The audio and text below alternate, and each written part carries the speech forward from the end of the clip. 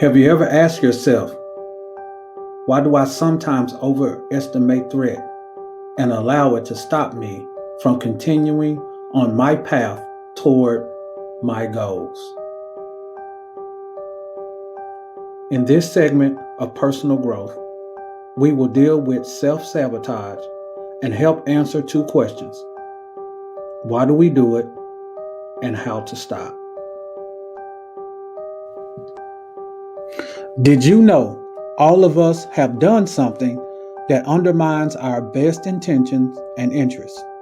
So, step one in understanding the roots of self sabotage is to identify self sabotage triggers. Let's review the self sabotaging triggers we already know. Trigger number one, overgeneralizing or catastrophizing. Trigger number two, discounting the positive. Trigger number three, black and white thinking. Let's cover two more self-sabotaging triggers. Trigger number four is mind reading. And trigger number five is personalization.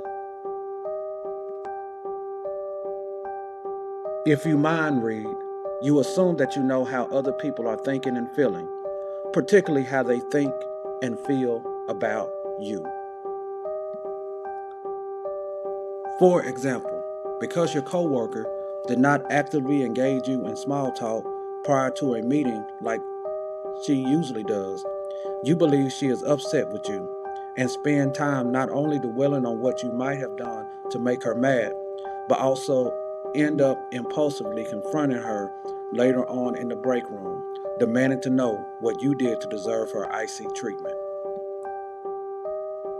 This type of projection, imposing your own beliefs, thoughts, and ideas onto other people, and thinking that they might react in similar ways as you might in a situation, is a direct path to self-sabotage.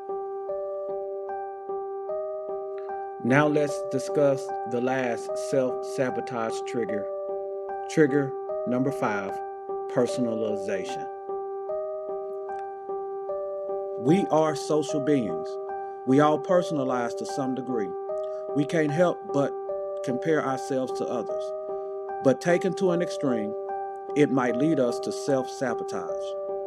Engaging in too much comparison, especially when you don't measure up, not only leads to negative self-talk, but also gives birth to unproductive thoughts that hold you back from taking risks and tackling opportunities with confidence. You can deactivate your self-sabotage triggers. Number one, question your thoughts. Are these thoughts really the truth? Number two, modify your thoughts. Did you know by altering your thoughts, you lessen the likelihood that you will act reactively and in self-defeating ways? Number three, de-emphasize their impact. It's easy to forget in our daily lives that our thoughts are something we have rather than something we are. Remember, noticing self-sabotage triggers in the moment is going to take some time. It's going to take practice.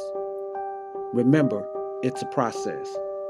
But we will commit to working with these self-sabotage triggers and the negative feelings they produce so that they don't create self-sabotage.